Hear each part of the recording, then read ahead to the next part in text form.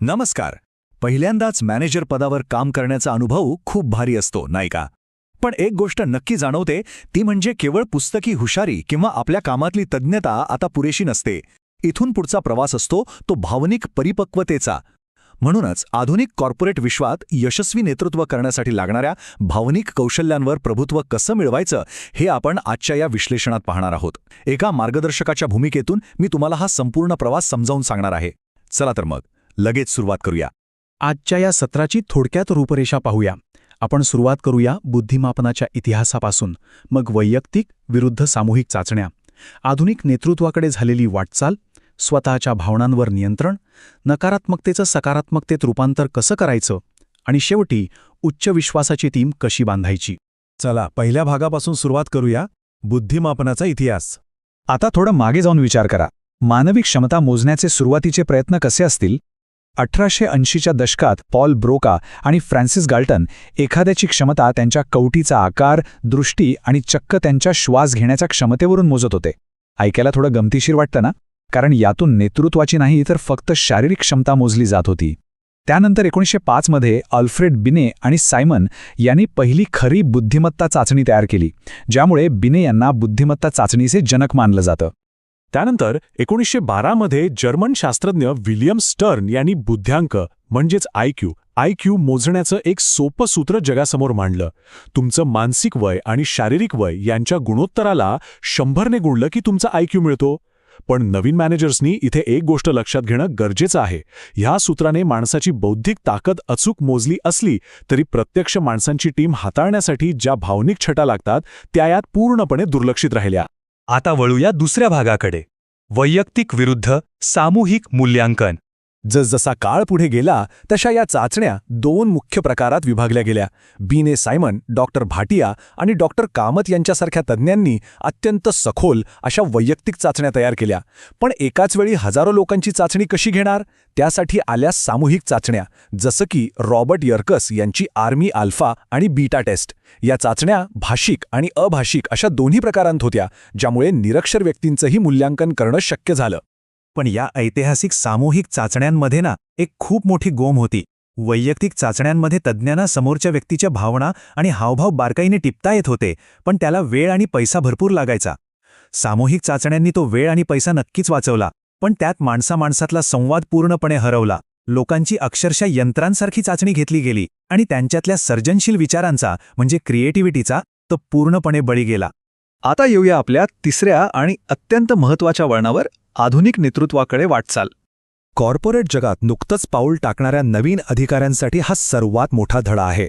बघा, तुमचा उच्च बुद्ध्यांक तुम्हाला नोकरी नक्की मिळवून देईल, तुमची हुशारी तुम्हाला प्रमोशनही देईल, पण जेव्हा तुमच्या टीममध्ये 2 सहकाऱ्यांमध्ये खटके ओढतात तेव्हा ते सोडवण्यासाठी तुमची पुस्तकी हुशारी अजिबात कामी येत नाही. तिथे लागते ती तुमची भावनिक परिपक्वता म्हणजेच इमोशनल इंटेलिजन्स. म्हणूनच आपण आता चौथ्या भागाकडे वळत आहोत, स्वतःच्या भावनांवर नियंत्रण मिळवणे. एका उत्तम नेत्याला आपली टीम हाताळण्यापूर्वी स्वतःच्या मनावर ताबा मिळवता आलाच पाहिजे. याच्या 4 साध्या पण महत्त्वाच्या पायऱ्या आहेत. पहिली पायरी स्वतःच्या भावना ओळखणे. दुसरी पायरी त्यांचं योग्य व्यवस्थापन आणि नियंत्रण करणे. तिसरी आपल्या कृतीची संपूर्ण जबाबदारी स्वीकारणे. आणि चौथी आत्मविश्वासाने आपली जीवन मूल्य ठरवणे. आताच एक साधं उदाहरण घेऊया. ऑफिसमध्ये एखाद्या गोष्टीचा खूप राग आलाय आणि रागाच्या भरात एक कडक ईमेल टाईप करून सेंड करण्यापूर्वी 2 मिनिटं थांबून विचार करणं, हेच ते खरं नियंत्रण. भक्कम नेतृत्वाचा हाच तर पाया आहे. यानंतर आपण पाहणार आहोत 5वा भाग, नकारात्मकतेचे सकारात्मकतेत रूपांतर करणे. एका नवीन मॅनेजरला आणि एका अनुभवी बॉसला वेगळं करणारी सर्वात मोठी गोष्ट कोणती असेल? तर ती हीच, भावनिकदृष्ट्या परिपक्व नेतेची ओळख ही असते की तो टीममधल्या वादापासून किंवा भावनिक संघर्षापासून पळून जात नाही, तर त्याला अत्यंत आत्मविश्वासाने सामोरा जातो. कठीण प्रसंगांना घाबरून न जाता त्यांना धीराने तोंड देणं हेच खऱ्या नेतृत्वाचं लक्षण आहे. उत्तम नेते हे एका भावनिक किमयागारासारखे असतात. ते हे कसं करतात याच्या 3 पायऱ्या आहेत. पहिली, टीममधला संघर्ष लपवण्याऐवजी तो उघडपणे मान्य करणे. दुसरी, तो संघर्ष सोडवण्यासाठी सकारात्मक मार्गांचा अवलंब करणे. आणि तिसरी सर्वात महत्त्वाची पायरी म्हणजे त्या नकारात्मक भावनांचं रूपांतर सकारात्मक आणि पुढे नेणाऱ्या ऊर्जेत करणे.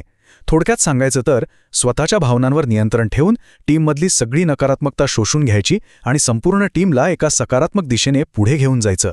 आता आपण पोहोचलो आहोत आजच्या विश्लेषणाच्या शेवटच्या आणि सर्वात महत्त्वाच्या भागाकडे, उच्च विश्वासाची टीम बांधणे.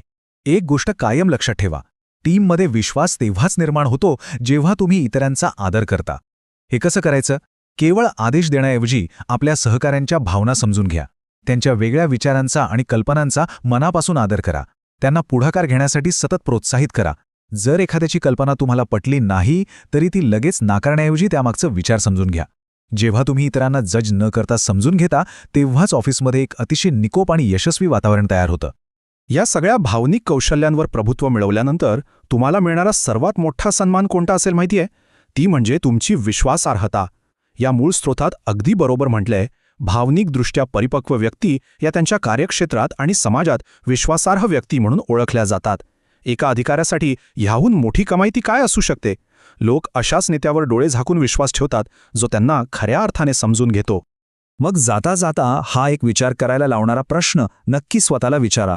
आजच्या काळात एका उत्तम नेत्याचं मोजमाप एखाद्या जुन्या बुद्धिमत्ता चाचणीत मिळालेल्या गुणांवरून ठरतं की एका संपूर्ण टीमला कठीण संघर्षातून यशस्वीरित्या बाहेर काढण्याच्या त्याच्या भावनिक परिपक्वतेवरून? नवीन पिढीच्या मॅनेजर्ससाठी केवळ स्वतःच्या हुशारीवर अवलंबून न राहता भावनिक विकास आणि आपल्या टीमला उत्तम कोचिंग देण्यावर लक्ष केंद्रित करणं हाच यशाचा खरा मार्ग आहे. आणि या प्रवासातच एक सामान्य मॅनेजर एक असामान्य नेता बनतो.